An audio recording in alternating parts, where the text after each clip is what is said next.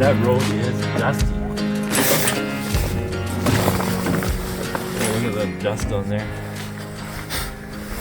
So if air constantly comes out of here, Yeah.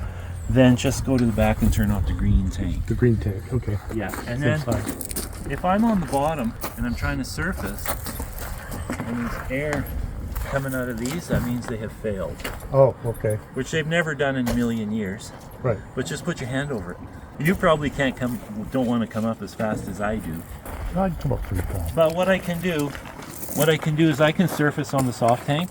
I don't have to put air in here at the bottom of the lake. Okay. So I'll know right away if they've failed, and then I'll just stop. If there was ever a rescue situation, this is the gas I breathe. Okay. So this feeds the motors, and it feeds the emergency air supply inside and the soft tank.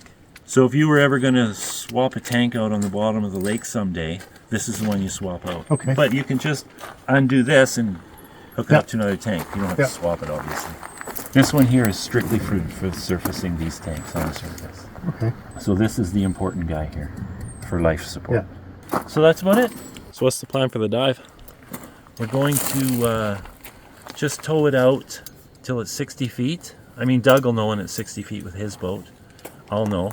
And I imagine you'll just swim out. Yeah. Okay, and then we'll just drop straight down. You guys will have the communications. It's in the truck. You can tell me jokes. Really? Okay.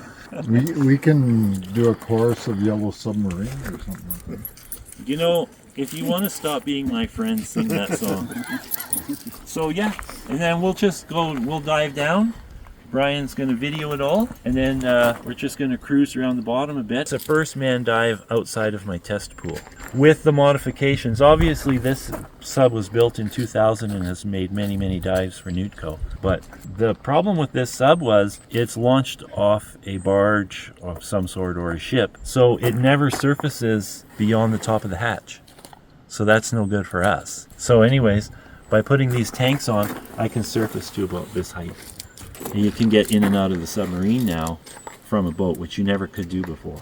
Right now, it sits low in the back because there's weight in the back to simulate an occupant. I can carry a 220-pound occupant. I was going to take Brian, but he said he hasn't weighed that in 20 years. It's been a long time. It's been a long time since he saw 200 pounds. So this is just a marker? What this is, that's a spool with 500 feet of 500? of pretty strong nylon rope. So it has a 3,700 pound breaking strength. So if I'm stuck on the bottom, I just pull on a thing and then it releases the spool. The float takes the rope to the surface. The crappy thing about it is you have to spool out all 500 feet before you can pull this up. So then Doug can just tie this to the back of his boat and literally just pull me until I'm planing on the surface. Wow. He says he's got enough power. Yeah. We'll just floor it until it comes up. I actually just moved these tanks. They used to be under the sub, but because my compressor died, I have my own 3,000 psi compressor. It quit. And so it's such a hassle to take these tanks out. So I quickly made this up so that I can just take them out, take them to the fire hall and fill them up. The sub has 4 of these, which gives you 72 hours for 2 people. Okay, this is my oxygen analyzer. Is the oxygen the only thing that regulates the internal pressure? The internal pressure is regulated by my breathing. So when I exhale, the CO2 absorbent absorbs the precise amount of oxygen that I consume. So the pressure stays exactly the same. That's how you know when things are going good, if the pressure just stays the same. Okay, Doug, I need the oxygen tank with the regulator and then one of the... I would have this in here already if it wasn't Whiteswan Road. Yeah. It's pretty rough on the way up. There should be a soap squirter in the back seat as well. Because of the rough road, I want to check if we have any air leaks from bouncing down that road.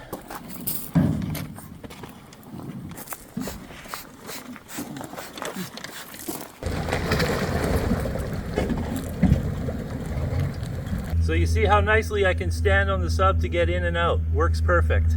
This thing is so comfortable too. It's like sitting in a sports car. It's even got a sports car seat.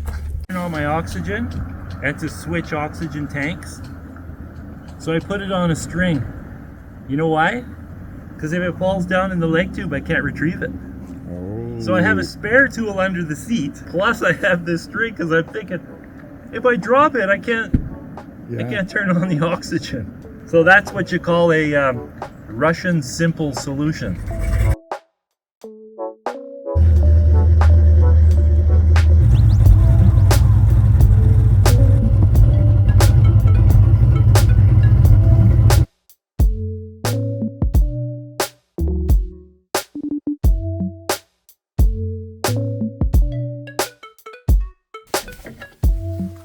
Up to the back of the inflatable, the black rope, then walk across the inflatable.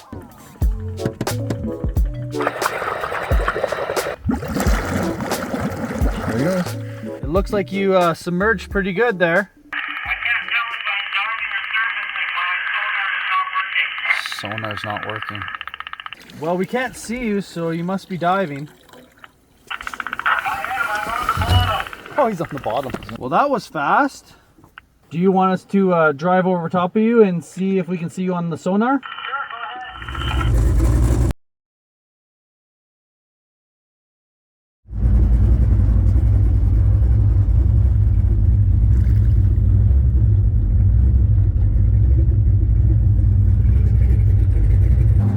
Oh, that's him? That's him right there. That must be. And that's him right there with the bubbles coming up.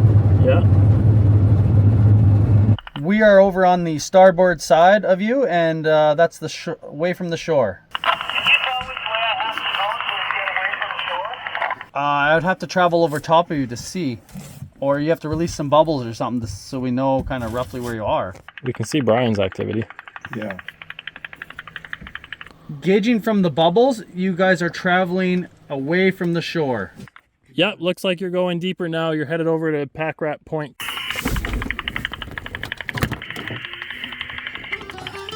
Looks had enough sitting around. Dangle a lure in front of him.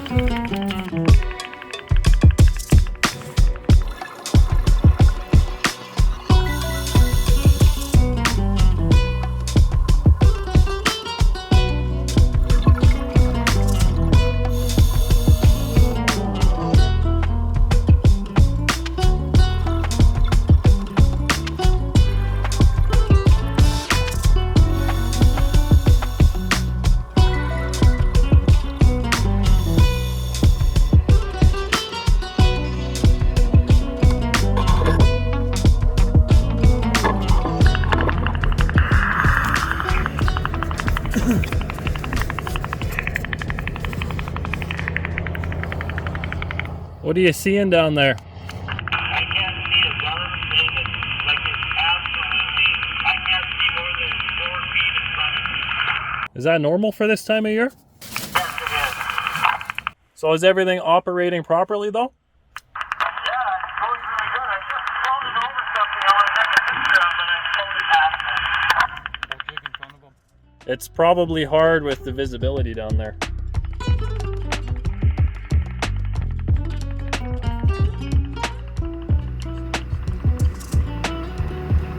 Visibility is so bad. So we've just discovered that the clicking changes in pace depending on how far you set your SI range. your SI range. So the longer it takes for the sound to travel back has the slower clicking. That's 35 meters away, each side. That's 100 meters each side. Tell Doug there's no fish down here. No fish. Well, it's probably a little hard to tell with that 4-foot visibility though.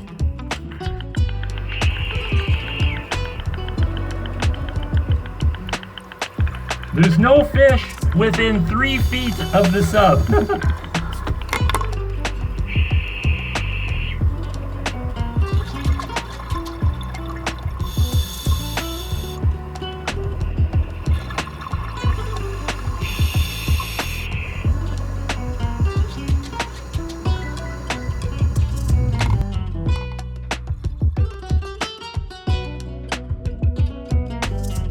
Because the thing is, you never have the visibility to go faster. Yeah. Because you're just going to run into stuff. Yeah. I think it was a ginormous success, except my dome leaks. at the surface. Oh yeah. So luckily I have this rag to... But, Is that just the seal that's leaking? it's or? the adjustment of the dome hinges. Oh, So because there's only one tightening point in the front, yeah. I can actually adjust the tension in the front. But these O-rings are probably 20 years old, so I think I'll get new ones. They might be hard. Did you eat your sandwich? I didn't eat my sandwich. I had it in case I was stuck down there for a while. For a second. Oh, you got a little bit of a bubble leak right up front there. It's relieving pressure from the motors. Oh, See, compensator? I just tightened it so now it won't leak. Like it's adjustable. I can't believe how many miles we covered. Yeah. You guys were really moving. Like we were following the bubbles. And My problem is I don't have a compass. Well, I have a compass, but it doesn't work. I need a manual compass. Yeah. So you can So, set it like... Before I dive, it doesn't matter if it's accurate, it just has to give me a bearing. So what I need to do is I need to get a level indicator in here. someone told you that. Plus, if we were on a slope, that makes it really tough. Yes. Because when you're on a slope, it's really hard to get oriented. Okay, so that was the end of the dive, and Doug is pulling me back to shore now, and Brian is hanging onto the back of the sub because we traveled quite a long ways underwater. So it was a super, super successful dive. I'm anxious to remove the forward thrusters and see how the air compensation system worked. I can tell that the oil-filled motors in the back are fine because their performance is unchanged. So all in all, it was a fantastic dive. Well, my forward dome is leaking a bit at the surface, so I have to make some adjustments to that. No big whoop. Ciao for now.